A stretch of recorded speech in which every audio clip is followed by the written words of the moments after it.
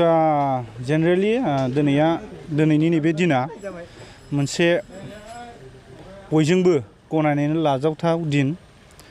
मानो होननानै बुङोबा दिनैहाय वर्ल्ड बाइसाइकेल डे हिसाबै अबजार्भ खालामनो गोनां जादों। जेनेरेलि बेखौ आगोलहाय रियेलाइज जायाखैमोन। जोंबो देग्लायसो फार्स्ट टाइम जोंनि बे बेंटल कलेजावहाय अबजार्भ खालामनो आखायाव लादों।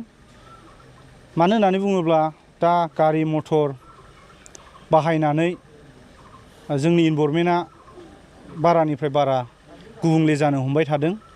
बेजों लोगोसे जोंनि जे नेचारेल रिसोर्सेस जेरैहाय पेट्रल डिजेल बेफोरबो आस्ते आस्ते खमायलांनो हमदों। प्लास जोंनि हेल्थआबो गाज्रिनिफ्राय गाज्रिसिनावहाय जालांनो हमदों। स' बैफोरखौहाय गैया खालामनो, गावखौनो गाव फिट खालामनो आरो पाब्लिकफोरखौबो बिनि इम्परटेन्सखौ मिथिहोनो थाखाय जोङो नैबे दिनैनि बे प्रग्रामखौ लानाय जादों। जेनेरेलि मुलाम्फायाथ' गोबाङानो दं, जायनि थाखाय जों बे जिनिसखौनो आरो लाबोफिननांगौ जानानै फैदों।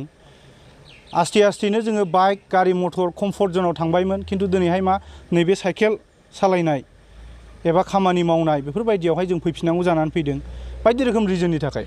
गिबियावनो जाहैबाय मा आबहावा गुबुंले खालामनायनिफ्राय गोजानाव थानाय।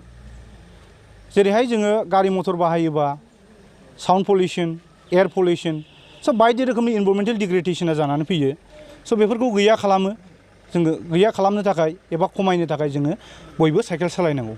बेजों लोगोसे जोङो थाखा फैसानि जोङो साइकेल सालायोब्ला जोङो इक'नमिक एटलिस्ट थाखा फैसा रांखान्थिखौहाय सेभ खालामनो हायो। बेबो मोनसे जोंनि थाखाय मुलाम्फा। प्लास मोनसेया जाहैबाय मा जोंनि एक्सारसाइज, देहा, हेल्थ, साइकेल सालायोबा अभारअल हेल्थआहाय फिट जायो। स' बिनिखायनो जोङो नैबे दिनैनि बे साइकेल रेलि इन कानेक्सन टु दिस वर्ल्ड बाइसाइकेल डेखौ अबजार्भ खालामनो नागिरदों नैबे बेंटल कलेजाव। आरो उद्देश्यआ बेल' नङा जे खालि जोङो बेफोर मुलाम्फाखौ मोनगोन बे नङा। बेजों लोगोसे जोङो रायजो राजानोबो मिथिहोनो लुबैदों।